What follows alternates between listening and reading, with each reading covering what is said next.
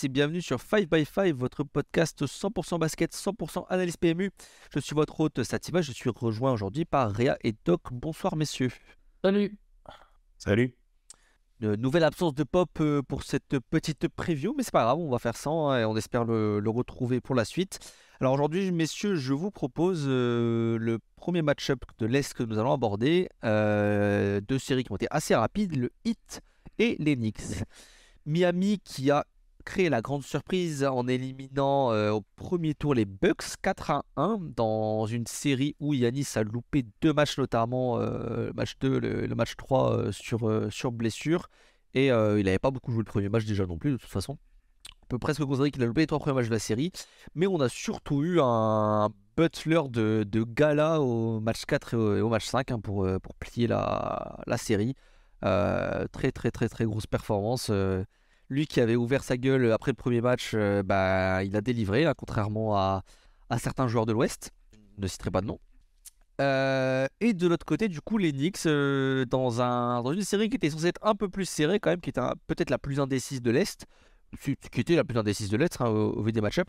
4-1 sur les Cavs, propre, net, sans bavure, comme on dit. Il n'y a pas eu de. Ils n'ont jamais tremblé, hein. Ils ont gagné le match 1 de manière assez serrée. Le match 2 a été égalisé par les Cavs. Et après les trois derniers, c'est quasiment des blowouts, hein. Honnêtement, il n'y a pas compétition. Grosse équipe des Knicks avec un Brunson qui assume son statut, quand même, je trouve, de franchise player.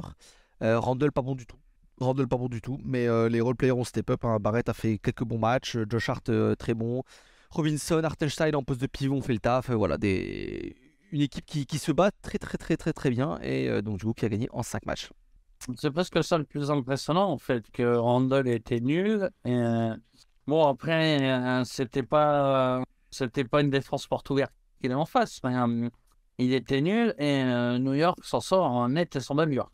Oui, ça va. mais il était nul à chien. Mais Non, mais Vas-y. j'allais dire, je pense que physiquement, de toute façon, il doit pas être à 100%. Il y a des chances, ouais. Et je t'avoue que, tu vois, un petit peu comme hier pour les Suns, j'ai vu 2 matchs de la série. Et j'ai même pas souvenir de Randle sur le terrain. Alors, je sais qu'il y était, mais tellement fantomatique que. Et là, c'est pas une impression comme avec Durant, quoi. Ah, mais j'ai trouvé Topin plus influent et plus important au final, hein. Ouais. Et clairement, il a pris sa chance et c'est bien. Après, voilà, le problème d'un joueur comme Topin, c'est que c'est un peu par série. Quand il est dedans, il va enchaîner les bons matchs, même avec pas beaucoup de temps, où il produit bien. Puis des fois, ça va pas rentrer. Ouais, non, mais il a bien joué son coup, hein. Non, mais grosse série, hein, franchement. Bon, on avait tous mis les Cavs, bien sûr. J'étais le plus optimiste sur les Knicks, malgré mon statut de fan. J'étais le plus optimiste. Je trouve pas que c'était une si mauvaise équipe. Après, je pense que j'avais pas réalisé à quel point Thibodeau était très bon pour ce genre de match-up. Parce qu'en vrai, l'attaque des Cavs, malheureusement, ce qui s'est passé, c'est un peu ce à quoi je pouvais m'attendre. C'est-à-dire que c'est stéréotypé, ça manque de solutions.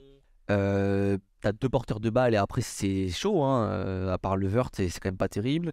Mais j'étais quand même vachement déçu. Je me suis posé la question de est-ce que Jarrett Allen était à 100% physiquement, parce que je l'ai jamais vu être autant mais bousillé sur les rebonds. Il s'est fait manger, hein, mais vraiment manger. Moins surpris par Mobley, qui reste quand même super jeune. 21 ans, frêle encore physiquement. Le défi physique était important. Pas assez de touches en attaque quand même à mon goût, hein. Je l'ai trouvé beaucoup trop effacé.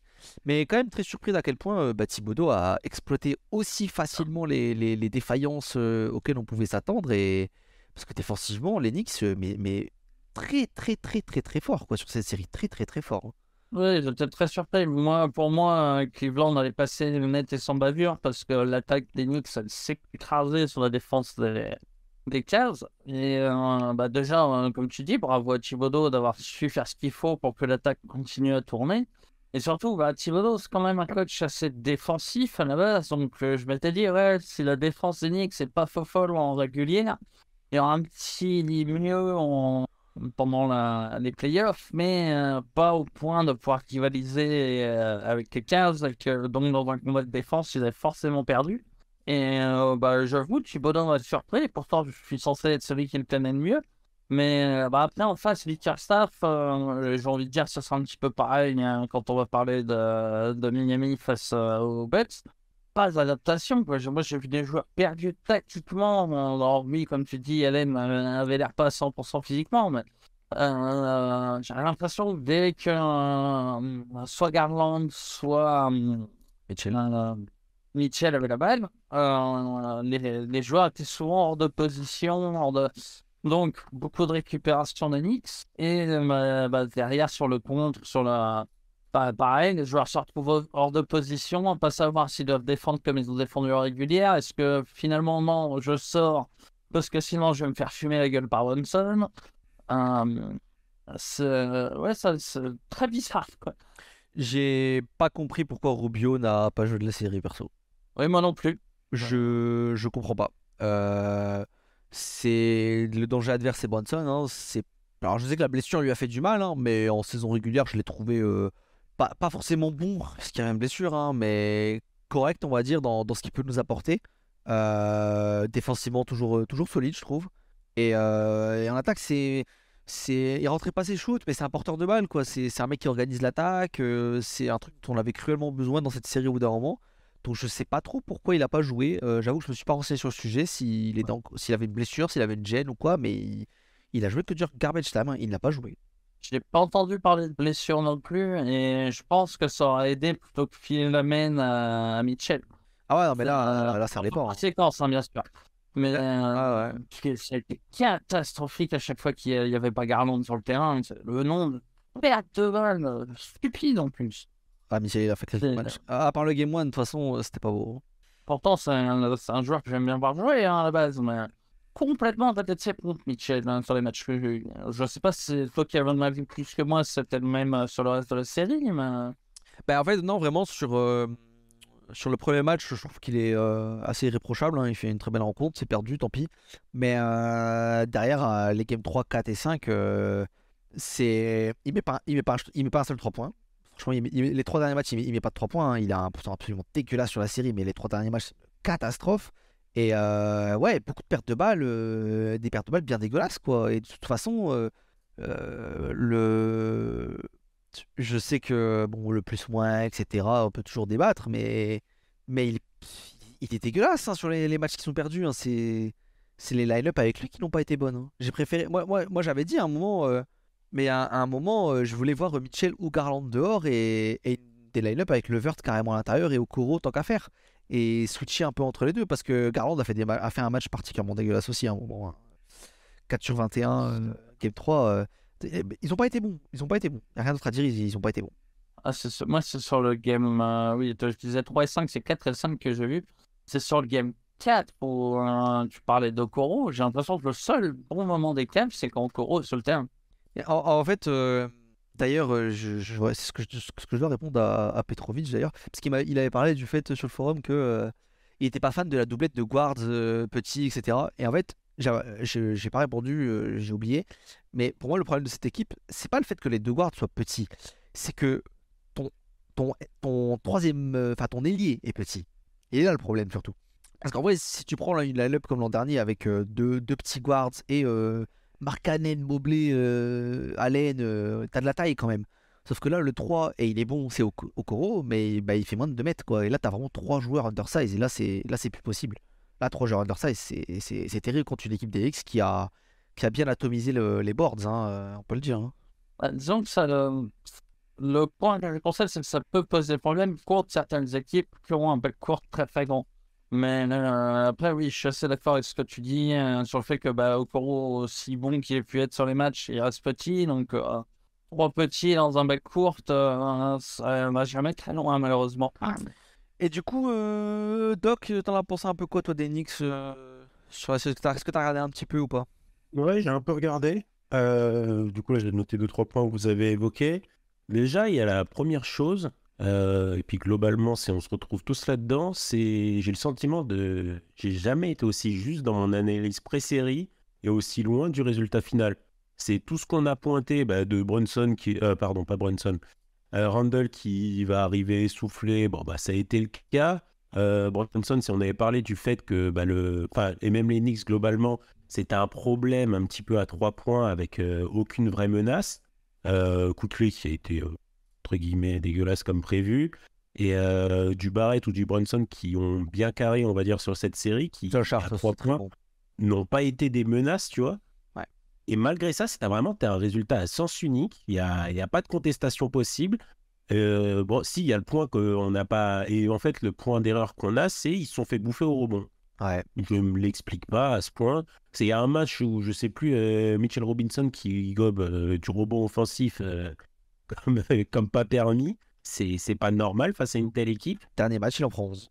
Et à côté de ça, côté Cavs, tu parles de l'adresse de Mitchell, mais il y a surtout, et c'est là, on en a parlé un petit peu hier, une fois qu'on avait fini l'enregistrement de l'autre preview, sur l'ajustement, pour moi, c'est avant tout une série qui joue sur le coaching.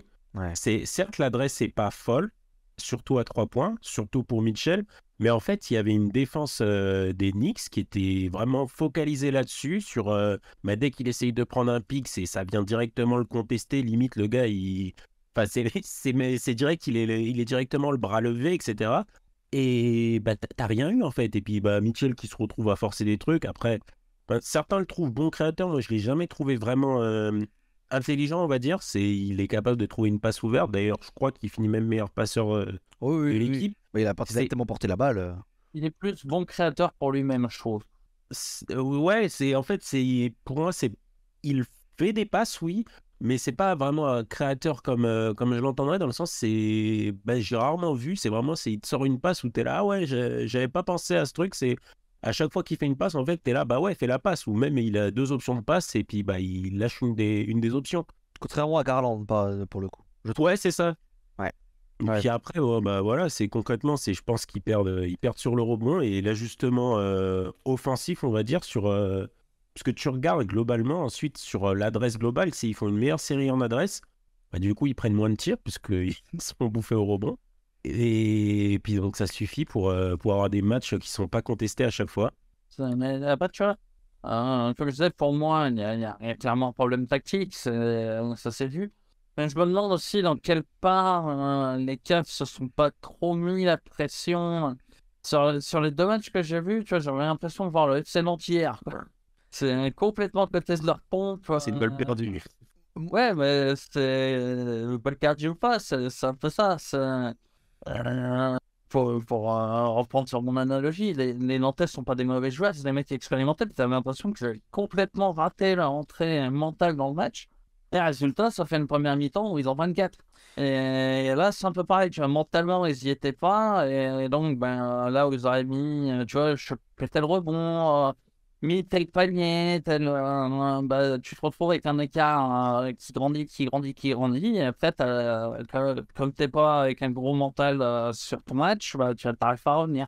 Moi, je sais pas à quel point j'imputerais ça soit sur Mitchell, soit sur Bickerstaff, mais c'est devenu vite très caricatural sur les prises de tir et ça a vécu autour de l'arc. Et un point d'analyse du coup que j'avais loupé, enfin je me suis trompé, c'est que moi j'ai vu Mobley arriver au mois de mars-avril en défonçant tout le monde à 20 points par match, 15 tirs par match et tout. C'est ce que j'avais dans la preview.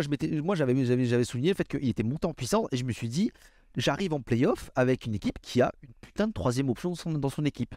Et il a pas tiré de la rencontre, il a pas tiré de la série. Il a pas tiré de la série. Sur les matchs.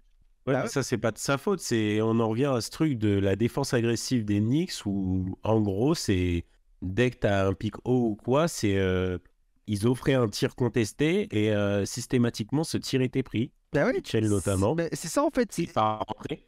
Et c'est là où j'arrive pas à discerner, est-ce que c'est Mitchell qui n'a pas été intelligent comme il a pu déjà le montrer auparavant à prendre beaucoup de tirs, beaucoup de tirs, ou alors c'est Bickerstaff qui n'a pas su comprendre ce qu'il fallait jouer autrement, ne pas prendre ses tirs contestés offerts et peut-être donner plus de post-up dans la raquette à Mobley qui encore une fois était efficace toute l'année. Après je comprends que même s'il est mis diminué, Randle est un défi physique quand même compliqué dans la raquette, que Mitchell Robinson l'est aussi. Mais il a été trop bon, je trouve, en attaque ces 2 derniers mois pour être effacé à ce point-là. J'ai du mal à cerner et on verra l'année prochaine. Bickerstaff rempile pour une saison de toute façon. Ouais, c'est le problème. Pour moi, ça, c'est... Excuse-moi, Doc. Ah, ouais, non, je disais, ouais, c'est le problème. C'est moi, je comprends pas qu'il soit pas plus contesté que ça. Qu'il y ait au moins un délai avant de dire c'est bon, on le maintient. Parce que là, il y a une analyse plus profonde à faire. Comme tu le pointes assez bien, c'est pourquoi est-ce que dans ces situations, c'était un tir qui était pris. Est-ce que c'est Mitchell qui s'est mis allez, c'est moi le super-héros et puis voilà, fermez-la, laissez-moi faire. Ou bien est-ce que c'est. Ouais, surtout à quel point Bickerstaff a laissé faire. Parce qu'au-delà de ça, tu regardes dans les stats avancées, c'est au niveau de l'usage, par exemple. Ça reste Mitchell qui a le plus gros usage, même si Garland n'est pas très loin derrière. Mais pourquoi est-ce que dans un truc comme ça, c'est pas Garland qui a un plus gros usage? Pourquoi est-ce que dans ce cas-là, c'est essayer de donner plus la balle à Levert? Parce que concrètement, il y a très peu de bigs dans la ligue où tu peux leur donner la balle. Il y a très peu de bigs dans la ligue qui peuvent avoir un usage à 30% par exemple, ou même 25%, ce qui est énorme pour un big. Et en fait, ça, je pense qu'on est tous d'accord là-dessus, Mobley n'est pas encore ce genre de joueur. Non. Donc, tu as besoin de le servir pour qu'il mette des points. Donc, c'est sûr que lui, les 20 points, comme tu disais, qu'il pouvait avoir en mars-avril, tu peux pas lui enlever, c'est sûr. Mais si tu le sers pas, c'est sûr qu'il ira pas les chercher. Après, il avait une légère baisse d'efficacité. Mais d'un autre côté, c'est un échantillon de 5 matchs avec un volume qui reste faible. Donc, est-ce qu'il est vraiment en baisse d'efficacité ou pas? C'est compliqué à déterminer. Après, j'ai envie de te dire que pour moi, le problème, il est à la fois au niveau de Mitchell, qui a fait du Mitchell quand ça prend feu, c'est-à-dire, je vais essayer de sauver l'équipe tout seul, qui des fois marche très bien, et on est là à spammer devant lui, et des fois ne marche pas, et on l'enfonce. Et Bickerstaff fait qu'on n'a pas été capable de dire eh oh, t'arrêtes là, c'est pas ce qu'il nous faut, joue comme ça avec Garland, ou même sortir pour lui remettre un peu au frais, quoi. Ouais. Non, je suis d'accord. Pour switcher un peu du coup, parce que voilà, la série du coup va l'opposer au Heat. Donc le Heat, bien bravo à Butler. Maintenant, je vais tout de suite mettre je sais pas ce que vous en pensez. Moi, je vais tout de suite mettre le petit bémol. La perf est grande, mais la perf tient évidemment à Giannis qui nous dématch, mais surtout à un Butler incandescent. Et moi, de ce que j'ai vu du reste du Heat, j'ai pas été très impressionné pour autant, sachant que tu perds Tyler Hero pour tous les playoffs. J'ai trouvé Adebayo bon sans plus. Les role-players n'ont pas été incroyables pour autant. Ils ont fait leur boulot, je dirais. Mais je pense qu'ils arrivent quand même dans cette série. Alors je dis pas qu'ils peuvent pas gagner par contre. Mais je pense que l'analyse qu'on avait eue avant les playoffs tient toujours. C'est-à-dire que c'est une équipe qui va vivre et mourir à travers Butler et qui ne va pas réussir à trouver de scoring suffisant à ses côtés. Oui, excepté le tournoi match. Ouais, je suis assez d'accord, mais là encore, c'est ce que je disais en ouverture sur les cases. Là encore, en face, tu as un coach qui ne s'adapte pas. Il voit que Butler les fait danser façon piétante. Ouais, non, continue à défendre pareil. Pas Giannis sur Butler, c'est terrible. Hein. T'as deux des meilleurs défenseurs de la ligue. Alors certes, il n'était pas le match 2, mais c'est le seul qu'ils ont remporté. Ouais. Ok, il était toujours pas le match 3, mais un petit peu, change ta défense. Il y a moyen surtout que Butler fait beaucoup met beaucoup de paniers en raquette dans la... Putain, t'as Giannis, t'as... Brook. Ah, son nom ne vient pas. Brook. Voilà, t'as Brook Lopez. À un moment, vous t'arrives pas à les stopper. Et puis en face, voilà, ça reste Spoelstra qui a su donner les bons rôles aux bons joueurs. Comme tu dis, ils n'ont pas été fous, mais chaque joueur qui devait apporter quelque chose a apporté ce qu'il devait. Dans sa mesure, évidemment, on n'a pas vu le meneur à 30 points, mais comme on attendrait d'une équipe avec plusieurs options. Mais bon, voilà, on sait que Laurie, ça n'a pas bien pris parce qu'il est pété, et c'est énorme, il est cramé physiquement. Voilà, il a su trouver comment contourner ça, au moins sur le premier tour. Et donc, un petit peu comme Pablenix, finalement, c'est le coach qui les fait passer avant tout. Bon, les joueurs ont fait ce qu'il fallait sur le terrain, notamment Butler. Oui, j'allais pas dire ce que j'ai pas dit. Le coach, c'est Butler. En fait, Butler, j'ai l'impression qu'il a fait comme ce qu'il avait fait, comment ça s'appelle, à Minnesota, quand il avait pété un plomb à l'entraînement, qu'il a pris les remplaçants et qu'il a tapé Kat et Wiggins. Et concrètement, lui, sur cette série, c'est ce qu'il a fait. Est-ce que tu as vu la... J'ai posté la vidéo sur le forum, est-ce que tu as vu Jeff Teague qui raconte cette anecdote justement? Ah non, c'est parce que ça fait un moment que je suis pas passé sur le forum, alors, mais tu- vraiment, Tu regarderas après, Jeff Teague a raconté cette anecdote justement et c'est... Ah ouais, c'est à crever de rire, c'est incroyable. C'est Butler d'ailleurs, tout craché. Butler est un joueur à part dans cette ligue, et quand il est vraiment, c'est un des, bon, il y en a deux trois d'autres mais qui ont des qui ont gagné des MVP notamment, mais c'est cette classe de joueurs où quand vraiment il a décidé de gagner, il va être, tu peux pas le stopper. Et puis quand en plus il prend feu à 3 points, bon bah là, c'était déjà compliqué. À partir de là, c'est encore plus compliqué. Côté Bucks, bien sûr, t'as Giannis qui loupe du match, qui était diminué aussi. Au-delà de ça, qui rentre pas un lancer franc. Oh Je là pense que là.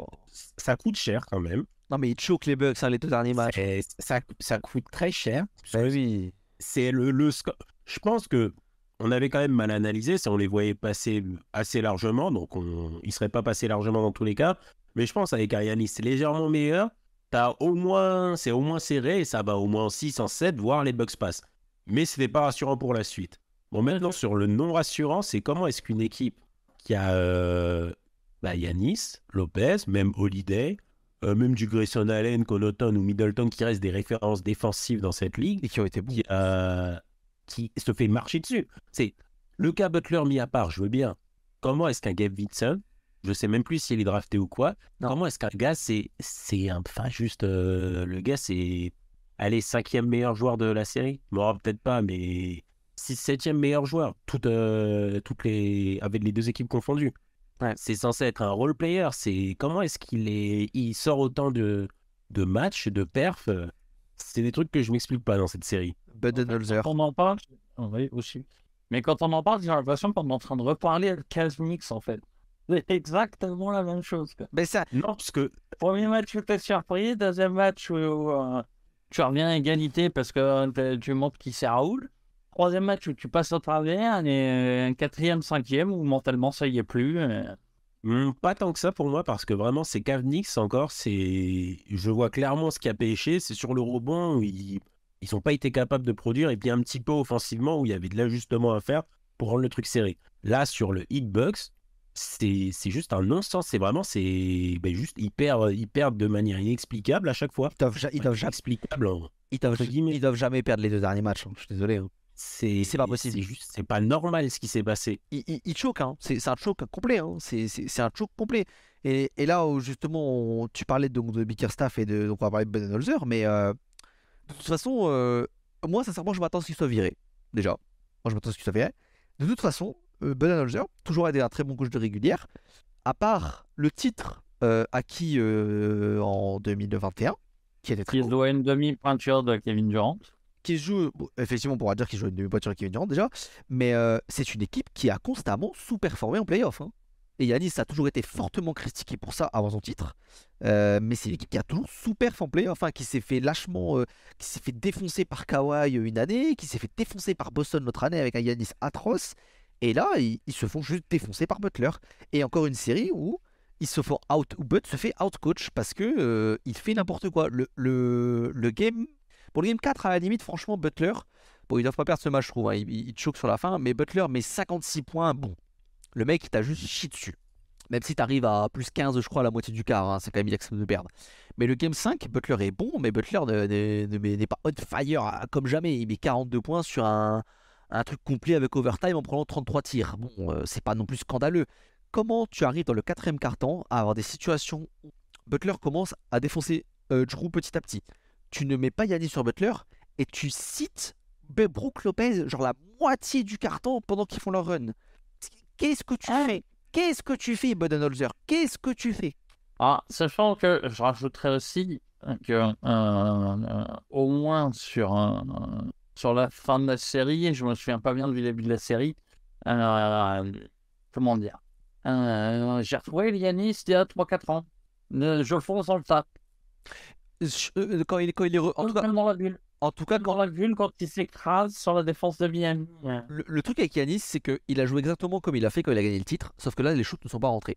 Parce qu'en fait, je trouve qu'il a joué exactement de la même façon, sauf qu'il y a 2 ans, il était létal parce que les tirs mi-distance là qu'il prenait un peu, il en a rentré pas mal. Et là, il n'en a pas rentré un seul. Là, les deux derniers matchs, il en rentre pas un seul. Et il est aussi moins fort physiquement. Ah oui. Concrètement, je pense, depuis le titre, on a parlé à l'époque, Le genou. et on disait tous que ça valait le coup. Enfin, pour une bague, entre guillemets, tu peux sacrifier ton corps, mais on commence à avoir la preuve qu'il a effectivement sacrifié son corps. Mais comme un autre dans la conférence Ouest, en l'occurrence Kawhi. Ils sont tellement loin pour avoir leur bague, et puis ça va être compliqué de rééditer l'exploit, parce qu'ils l'ont payé cher physiquement. Et tu le vois, là, c'est à chaque fois, il y a un petit truc qui coince un peu, etc. Encore une fois, sur cette série, ça coince un peu. Après la faute, enfin la blessure est malheureuse. Hein. C'est la question de la charge et de la chute violente. Hein. Oui, un peu comme Morant. Comme Morant, t'as complètement. Memphis, c'est la faute, c'est pas de chance. 50 fois la saison, et puis voilà, c'est là faut que ça fait. Ouais. Même Hero, je comprends, j'ai revu le truc 25 fois, puis j'ai pas compris comment c'est pas qu'il y en a. Ah, c'est terrible. Hein. Ah, c'est terrible. J'ai pas Mais c'est affreux pour lui, c'est dommage. Sans Héros surtout. Ah ouais, non, mais... C'est ça aussi, on l'oublie, c'est là aussi où pour moi ça reste incompréhensible. C'est Hero qui est le deuxième joueur du Heat sur cette saison régulière. C'est quand même, ils le perdent au Game 1. Déjà, les gars, ils gagnent le premier match avec un Hero qui se pète pendant le match. À la rigueur, ça arrive, t'es transcendé, etc. Mais derrière, ils mettent quand même à 4-1 sans leur deuxième meilleur joueur. C'est un truc de fou. Vraiment, de toute façon, franchement, d'un point de vue extérieur, tu regardes même si je regardais les stats, tu te dis, mais non, mais ils ont pas pu perdre cette série, c'est pas possible. Tu colles la feuille de stats, tu dis, non, ils ont pas pris 4-1. C'est pas possible. C'est pas possible. Individuellement, on attaque, franchement, t'as vraiment Drew qui sous-perf. Mais bon, Drew peut faire des matchs dégueux. Bon, Yannis sur la ligne dans ses francs, voilà. Mais sinon, Chris Middleton très bon, Brook très bon. Christian Allen et Pat Connaughton ont été incroyables depuis la ligne de 3 points. Les mecs sont quasiment tous les deux à 50% à 3 points, quoi. Et puis comment ils perdent cette série? Ouais, alors après, est-ce que le match 2 pourrit pas un peu les stats? Parce que le match 2, c'était... même ma grand-mère l'aurait tiré, ça faisait ficelle. Ouais, mais t'as leur match 3 qui est dégueulasse dans ce cas. Ouais. Ça compense en fait sur l'ensemble de la série. C'est côté adresse et tout, ils se regardent yeux dans les yeux.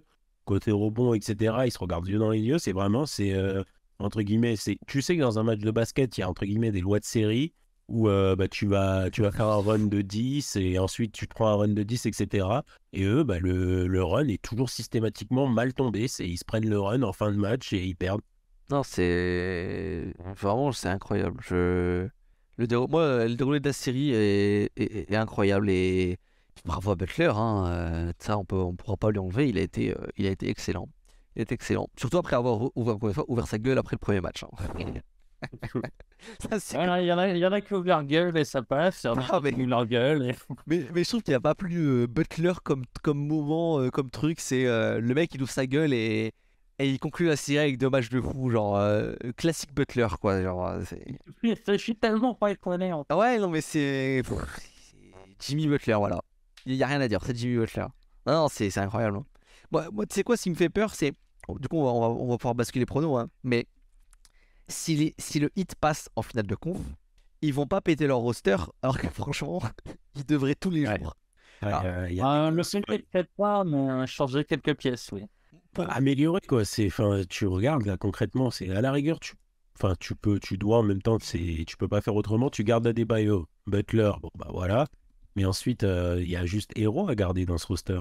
Franchement, il faut changer. Pour moi, s'ils font un truc entre guillemets qui aurait dû être logique, c'est-à-dire leur saison à 44 wins, arraché play-in et ça prend 4-1 ou 4-2 par les Bucks, mais les mecs, l'été, Riley, ils changent plein de trucs, c'est pas possible.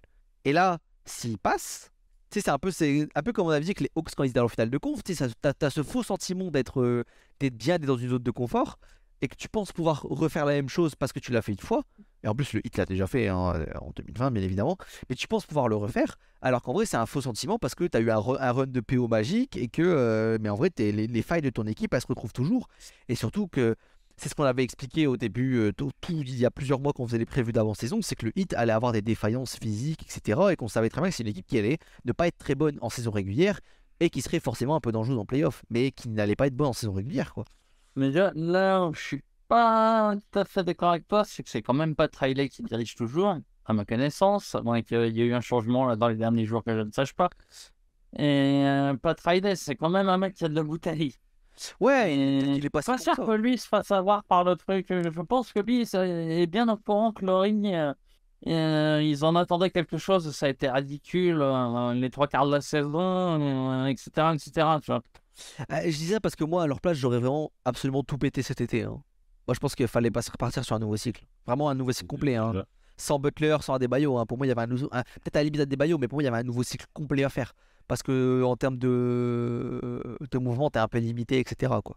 Ouais, vraiment, parce que s'il y en a bien qui est capable de quand même tout péter cet été, Ouais. c'est pas grave. Bah écoute, on en reparlera. De toute façon, je pense que cet été, il y a peut-être moyen de. Ouais, ils ont pas les moyens aussi. Ouais. Parce que de toute façon, si tu te dis, bon, ils ont leur dead cap, aussi appelé Victor Oladipo, qui a une option, je crois. Donc déjà, tu as ça. Bon, éventuellement, tu peux l'échanger, mais qu'est-ce que tu vas obtenir en échange? Ensuite, je crois que Laurie, il a aussi un contrat pour l'an prochain qui doit être dans les 30 millions. Après, c'est expirant, donc tu peux peut-être aller chercher quelqu'un, mais qu'est-ce que tu vas trouver comme créateur? Parce que Butler, c'est gentil, mais t'as besoin d'autre chose quand même. Au moins un mec qui peut s'assurer 20 minutes en mettant ses points. Non, parce que j'aime bien la théorie, oui, de Butler Adebayo, ça te fait ta création, mais voilà, c'est Non, mais Gedminson, ton troisième créateur. l'année prochaine, t'as le contrat de héros qui commence. Et t'as C'est ça. toujours Robinson qui est dans les comptes, hein. Ouais, bah, il s'est remis à jouer, donc ça va. Ouais, ouais. Il défend toujours aussi bien. Ah, puis Robinson, de toute façon, ils vont se le traîner un moment, le contrat. Mais on en reparlera. C'est sûr. Franchement, pense- il a été bon, hein. Enfin, niveau adresse, il a répondu. Je pense qu'on pourra en reparler cet été, à mon avis. Il y aura peut-être moyen de se faire une Bien. petite émission sur le hit quand même. Il y aura moyen. Je coupe court un petit peu quand même parce qu'on a pas mal parlé, on a pas mal épilogué. Et je ne souhaiterais pas que cette preview soit trop longue. Le pauvre Assap, quand il va devoir tout écouter. Du coup, je vous propose de passer directement, enfin, du coup, à la fin, là, au prono. Je commencerai par dire que Pop nous a pronostiqué une victoire du hit en 7. Et Doc, du coup, est-ce que tu as un avis similaire ou un autre prono à nous fournir? J'aurais tendance à dire le Heat parce qu'ils ont le meilleur joueur. J'ai une grosse interrogation sur le score, en fait, puisque les deux rosters, ils sont des grosses failles pour moi.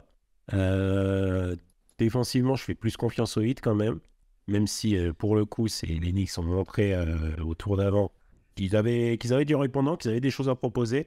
Tu vois, offensivement, moi, je fais plus confiance aux Knicks. Ça peut se retourner dans l'autre sens.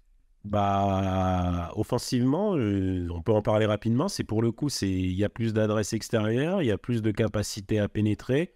Enfin, je vois rien qui est meilleur aux Knicks pour le coup. Surtout si Randall joue à ce niveau-là. Qui a l'avantage là-dedans? C'est du terrain? Bah, C'est c'est Knicks les Knicks, du coup, oui. Ouais, mais du coup, oui, c'était 5. Ouais, je vais dire 4-2-8 là. Ok. Fini à la maison. Voilà. Réa? Écoute, moi, ça dépend vraiment du moment où tu me le demandes, mais je vais te dire 4-3 pour les Knicks. Ok. Je vais dire pareil. Je vais dire 4-3 pour les Knicks. Et je pense que c'est une série où, quand je vais la regarder, je vais me dire, bon, déjà, c'est une baston de. C'est une baston de tranchée, hein, qui nous attend. Mais quand je vais la regarder, je vais me dire, est-ce qu'ils vont prendre? Ils vont perdre en 4 ou en 5 contre les Celtics en finale de conf. Et c'est la seule interrogation qui risque de me traverser pendant cette série. C'est lequel des deux va venir se faire absolument bolosser par Boston. Oui, je mets déjà Boston en finale de conf. Voilà. Ouais, je suis pas loin d'être d'accord avec toi. Non. Boston a montré quelques petites faiblesses, hein, mais franchement, c'est pas des imposteurs, hein. Chacun mérite sa place, hein, le Heat et les Knicks, mais tu sens que entre guillemets, la vraie finale de conf, elle se joue peut-être en dessous, quoi. Ça dépendra de Embiid, ça. Mais voilà. Mais après, il faut préciser pourquoi 4-3 pour moi. C'est globalement des équipes ont à peu près le même niveau, ont de bons coachs. Et je vois juste Brunson, en fait, est plus régulier que Butler. Butler va mettre 3 cartons, je suis à peu près sûr. Mais Brunson va faire 7 matchs à 25-30 points, tu vois. Et c'est notamment là-dessus que les Knicks vont passer. Ah, moi, honnêtement, c'est que l'avantage du terrain qui joue, hein. Si le Heat a l'avantage du terrain, je fais passer le Heat. Plus héros qui manque à Miami. Moi, je pense vraiment que c'est le héros, j'aurais donné Miami, mais. Ouais, moi, c'est vraiment les Knicks très, très chiant à jouer. Le Madison Square Garden est quand même assez costaud. Je les trouve vraiment costauds là. Ah oui, sur un match 7, ça va être Ouais. faire, même, quand bien même chez Miami, ils sont très expérimentés. Hein. Ah, ouais, c'est... C'est, Comme le 80 points là dans un Garden en feu. Ouais. C'est le problème. Hein. Le tel, il chic du milieu de terrain, il regarde le public. Allez, plus de bruit s'il vous plaît. ouais, mais est-ce que ça suffira? Mais oui, c'est possible que par contre, au dernier match, ils mettent quand même un gros carton et que ça suffise pas. Ben, on verra. Hein, c'est quand même une série assez sympa sur le papier qui s'annonce. J'espère que cette preview, plus long que les autres, il y avait quand même pas mal de choses à dire, je trouve. Qu'on est quand même pas mal revenu en même temps sur les Cavs et les Bucks, hein, puisque c'était quand même, on a quand même peut-être les résultats les plus surprenants de ces playoffs pour l'instant, au final. Voilà, j'espère que ça vous a plu quand même et que vous êtes d'accord ou pas avec nous sur notre analyse. Et n'hésitez pas à nous dire ce que vous en pensez. On se retrouve assez rapidement pour la prochaine preview. Bonne journée, bon match à tous et au revoir. Salut. Allez.